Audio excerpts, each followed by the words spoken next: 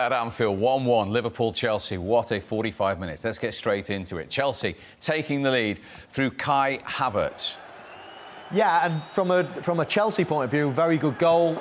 Whipped in swinger. Havertz makes that run across the near post. But Glenn, there's plenty to talk about from a defensive point of view. I don't understand. I can understand the zonal marking in the 6-yard box, but Liverpool have got zonal marking again, the three across there. Look at the Chelsea players. They're all spare. The distance between them, there's no man marking or blocking or putting your arm across. Havertz just drifts in there, and Robertson as well. He's front post. He's got to make sure he stays in front of Havertz. And it's absolutely diabolical defending from Liverpool. Even Aspilicueta at the end runs in on his own, and if the ball hadn't gone in the net, he'd have scored. Yeah, nobody tends to have a man on the back post anymore. No, that's right, Michael. Call me old school, but you'd save so many goals if you had somebody on the back post. So that was Chelsea in front, and then we had lift-off just before half-time with the big talking point of the first half. How did you see this, Michael? Oh, I feel so sorry for Reece James, but I do think the referee's come to the right decision. It's a bit of a melee. Matip hits the bar, but then it hits Reece James's body and then flicks off his hand. But I think the movement of his hand pushing towards it, the ball is going in without it hitting his arm like that, and his arm is moving towards it, so denying a goal basically. So it's awkward. It's a very nasty one, but I do think they've come to the right decision, and sadly it just means that he's got a red card as well. It just comes off his thigh up to his arm, but it's the second part, I think, that's the harshness of it, of getting a red card as well for the kid. But that's the rules. It stopped the ball going in the back of the net, and unfortunately, I didn't like the way that it was looked at in freeze frame. When the ref goes over, it should have been in live time, and then maybe a freeze frame after, because it's easy to look at that and go, yeah, that's handball.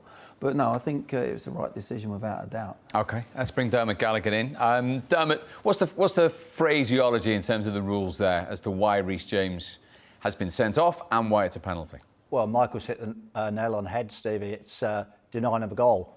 There's no doubt it hits his thigh, it bounces up, but you see he moves his right arm towards it, and I think the fact that he makes that movement, you watch it here, there, you see his right arm definitely moves towards the ball. Anthony Taylor is surrounded by players, he can't see it. The VAR, I think, has intervened brilliantly, it's made the right decision. At that point there, you see the arm coming around there, Stevie, and at that point the ball would have went in the net. I'm like Michael, I feel sorry for him, but it's unfortunate, he has handled the ball, he has stopped the goal, and unfortunately he's got to go. Yeah, it's very different, isn't it, to a ball just being saved and him deliberately handling it. It would have been just instant reaction, because it's hit his body first, and it's an instant reaction, which is why I feel sorry for him more than anything. I do think it's a penalty, but to have two means of punishment, a penalty and a red card, feels really harsh when he didn't really mean it. But they are the rules, and I think the referee's got to the right decision. From a manager's point of view, Tuchel's got a hell of a half-time here. That dressing room will be emotional, because there was the problems after. Rudiger had a bit. Mendy got booked for kicking the ball when Henderson went to try. All them things, and you could see going down that tunnel, Chelsea were all over the place. Liverpool's dressing room would be completely different, because I thought Chelsea were a better team in the first half. They had some really good chances, opportune positions, but Tuchel's and his staff have got to really do a job on that side, that they come back out the tunnel and they're focused and they get back on the horse again and start playing like they did first half. That's really interesting. And the reason is 1-1. Mo Salah's only missed one penalty for Liverpool. Yeah, cool as a cucumber. This was a high-pressure penalty kick from Mo Salah. Sends the goalkeeper the wrong way. We've seen him score some high-pressure penalties over the years.